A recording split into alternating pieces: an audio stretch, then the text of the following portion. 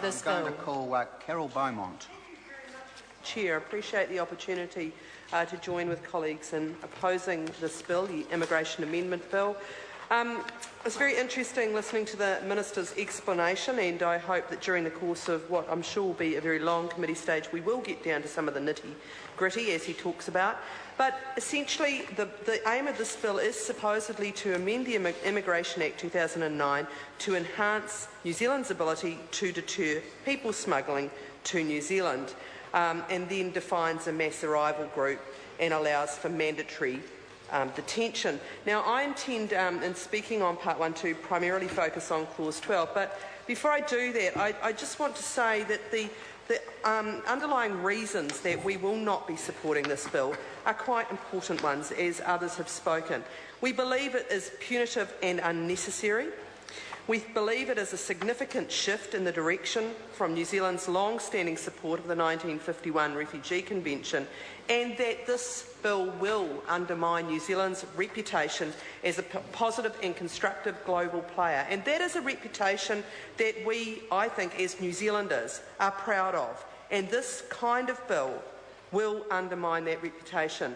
Now, the other thing I think is interesting is that our Prime Minister, John Key, has said that New Zealand was ready to deal with a boatload of asylum seekers. We've got quotes on him saying exactly that. We didn't need to change any legislation. We already had any provisions we needed in place. That's what he said in July 2011, Minister.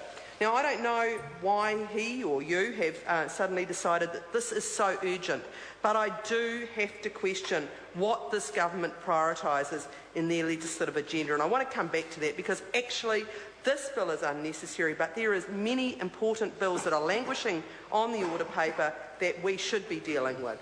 But just to talk back again about our international reputation, one of the areas particularly has been that we have been highly regarded internationally for our refugee policies. And in comparison to our neighbours across the Tasman, our reputation is a good one. And I think most New Zealanders, even people who don't follow these matters very closely, will know that Australia's reputation has been severely tarnished and damaged by the way that they have treated people and the mandatory detention provisions that are in place in that country. That has cost Australia's reputation internationally. And, you know, the cost of that detention in 2011 was $137,317 per year per person.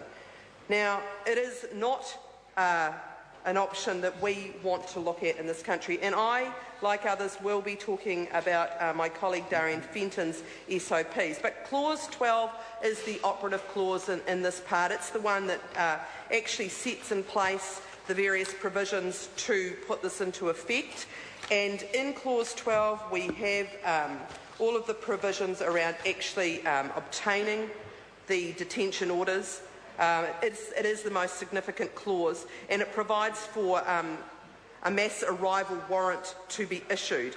Now, as my colleague David Clark has mentioned, Darian Fenton has a SOP that would amend the section in Clause 12 to make detentions at the Mangere Refugee Resettlement Centre in the first instance, and to ensure that refugees are not housed together with prisoners. I mean, if this bill was going to go through, there are things that the Minister could do to mitigate some of the worst provisions.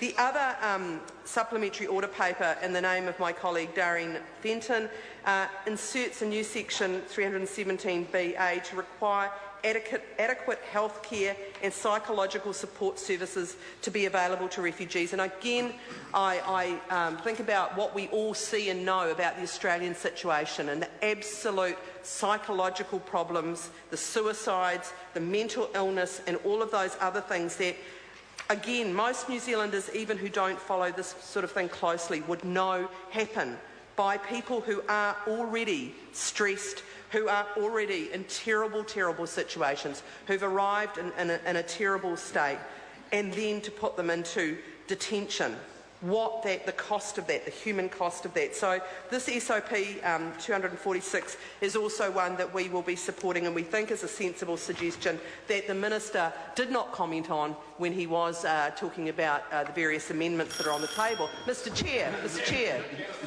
Chris Hockenbowl. I move that the question be now put. I'm going to hear from Ian Lees Galloway. Thank you very much, Mr Chairman.